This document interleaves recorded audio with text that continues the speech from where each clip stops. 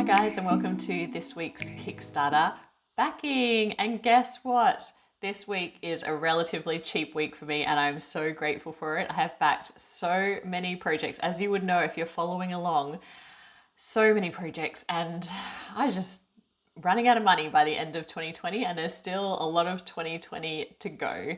So let's check out what's happening this week. The first project that was an instant back, actually, this is the only project that I instantly backed this week. And you would have heard me talking about this non-stop because 23 years after the very popular For Sale game was published, we now have an expansion. And not only an expansion, so the expansion is called Advisors. And if you're familiar with the game For Sale, it adds a third round. So before you go into the bidding for properties, and obviously the third round is where you sell the properties for money.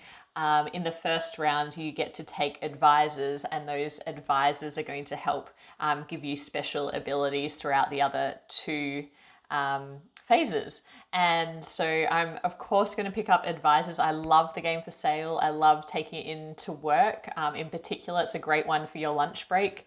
And at the same time, they've also released a new reskin of the game. So Autorama, which is a car-themed version of For Sale, and it includes the Advisors expansion, but obviously in a car theme. So you've got a complete new game or reskin, including the expansion, and you can also pick up the expansion for the original base game. I kind of wish they had put together a bid where you could get both of those things together, but it's a bit strange in that you have to pledge for one or the other, and then there'll be add-ons, obviously, and I'll definitely be picking up a couple of these games as gifts for other people, friends who really love For Sale but are really into cars. I can see this being a good little present for them, and obviously picking up something for my base game because I still love the original art of For Sale, the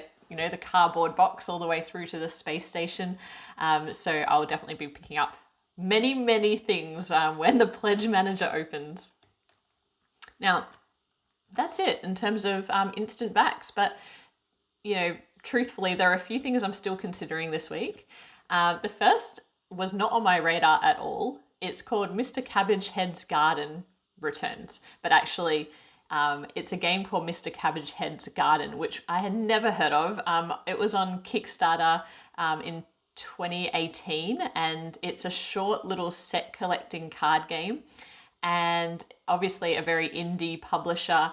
It was out of print, and so this is the reprint of the game with a couple of little Kickstarter extras. But I just cannot get over how beautiful the art is in this game. Even as I'm talking through it now, I just absolutely know that I'm going to back this. But if you see the vegetable cards there, I really love that old school style, and it's very, tongue-in-cheek with the characters as different vegetables. And this promo bag that comes with the Kickstarter edition is just super cute. It's so on theme, and this looks like just a quick little puzzly game. But yeah, I'm really keen to support this small publisher because I think that this game would probably be one that if you want to get your hands on it, you should probably back this Kickstarter. No doubt it will go out of print again. The other one that I'm still thinking about is Veiled Fate. Now, they've had an amazing marketing campaign. I see it everywhere. It's all over Facebook. There are ads. They've done a beautiful job of the artwork. There is no doubt in my mind that this is going to be a gorgeous game. It's also by the same team as the recent Kickstarter Moonrakers, and there's been a lot of positive feedback from the community about the level of quality of production of that game. And so I have no doubt that they will deliver on what they're promising here in terms of artwork and all of the components. This, if you have a look at the style here, I'm really into this. It looks quite different to everything else. These are the different demigods. If you're unaware of the concept of the game, it is a deception game where you find out that one of the demigods is your offspring at the beginning of the game, but you're trying to, and then for the rest of the game, you're trying to protect them, but at the same time, you're trying not to give away who your offspring in the game actually is. And it kind of plays out a little bit like Avalon, if you've played that before, where you're going on some sort of quest or something, so you're drafting in different demigods, and then everybody plays cards. Oh yeah, see, quests, and then everyone plays cards, and then the quest will succeed or fail based on everybody's contribution of those cards. And so I guess you're trying to protect your demigod by also getting to the end without giving away who your offspring is. So, I mean, for me, I think I need to watch some more gameplay. I have Avalon, I've played many deception games, and they're not my favorite, but also I'm just not sure how much more there is here, like what the other layers to the game are. So, you know, I haven't watched a lot of playthroughs of it. I've just watched all of their promo stuff. So I do need to look at this a bit deeper. I should also say that it comes with miniatures in one of the versions, which looks really great. They've done this game tray, so it looks like a very, you know, professional production. So I'm in on that concept. I'm just not sure about the game itself, but I'm sure this will do very well. The next game is one that I am not at all interested in, but you might be. If you're into card games and battling games, deck building, fighting, all of those wonderful things, then this might be one for you. I know that it was highly anticipated. And of course, the King of Average, who is kind of an authority on all things miniature games. He's really great. I love his videos. He has been hotly anticipating this and loved it, but you can see that, you know, it involves characters. It comes with these plastic boards that look kind of cool, which track, I'm not even sure what they track, but they have indents so that you can track maybe its health or abilities.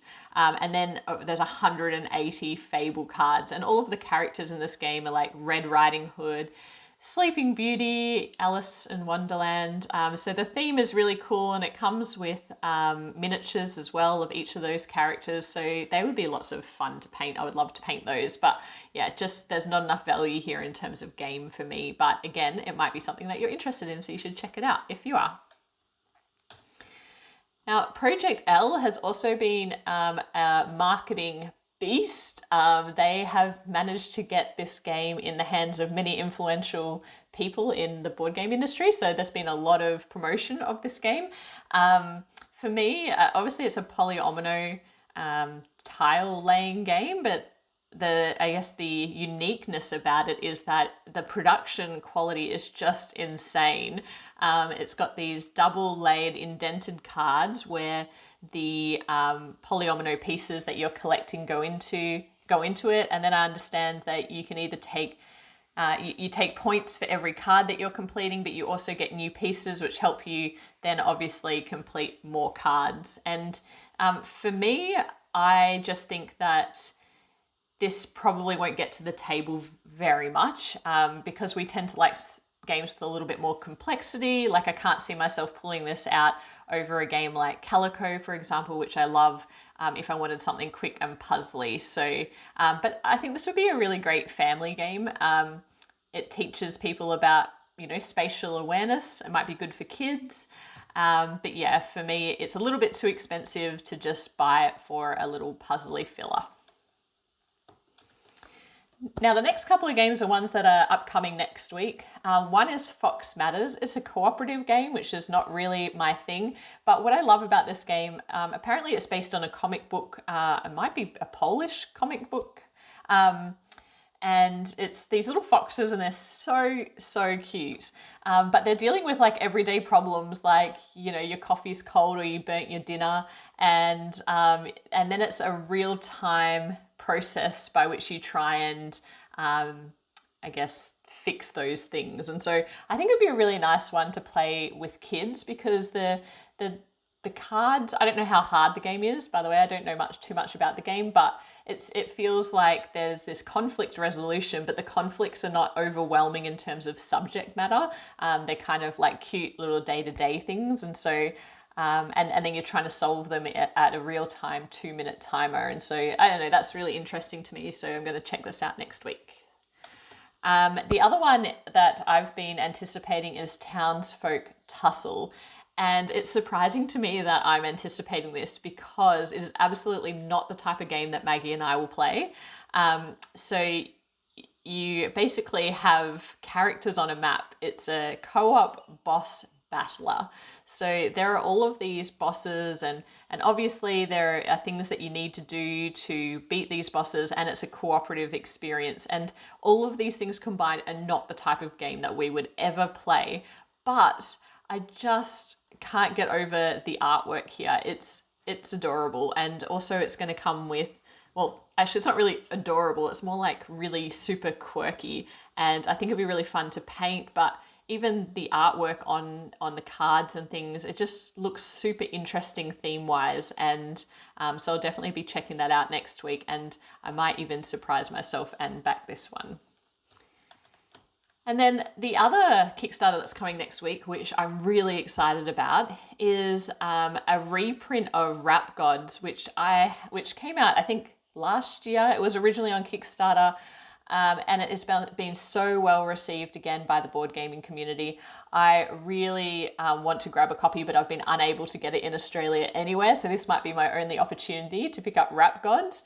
And then they're also launching a new game, Hoop Gods, and I just think that these games are so fantastic, and to celebrate both rap and basketball culture, and represent different types of people. Like, I love that obviously we have people of color represented here, but what I really love as well is, like, you can see this woman is in a wheelchair, and you can see like elements of rainbow and just like diversity, and I just love that. And there's just not enough of that. I can't say that more, but there's just not enough of that in the board game community, in terms of there are people, but not necessarily these people seeing themselves reflected in the games that they're playing. And so I can't wait to support these guys to keep doing this fabulous work that they're doing. And bonus, they're meant to be excellent games, so I'm really excited. And another game that's coming next week is Bios Mesofauna. Oh, that's a mouthful. And this is an interesting game to me. I have never played any games in this series, so this BIOS series. My understanding is they're extremely heavy games. You can see this one launching next week is going to be 3.67. That's pretty heavy in board game world. And I also understand that they're quite long games. I don't know enough about them, but I'm starting to get into more complex games, even harder than the big Euro kind of worker placement games. So I'm really super interested to check this out. I would love, actually, if anyone watching this out there has played any of the games in this series, tell me what you think, and if you think I would like them, if you think we would like them, knowing that we're into other more Euro style worker placement competitive games. No idea. Please give me your thoughts. But yeah, that is it for this week. So I only backed one so far, but you can see that I'll probably spend more money before the week is out, and lots to spend money on next week. So I don't even know how we do this. How do we do this? But anyway, thank you for playing along. If you like this video, please subscribe. We've got lots of reviews coming up in the next couple of weeks, and maybe even a Kickstarter preview, which I'm super excited about. So stay tuned, and I'll talk to you soon. Bye.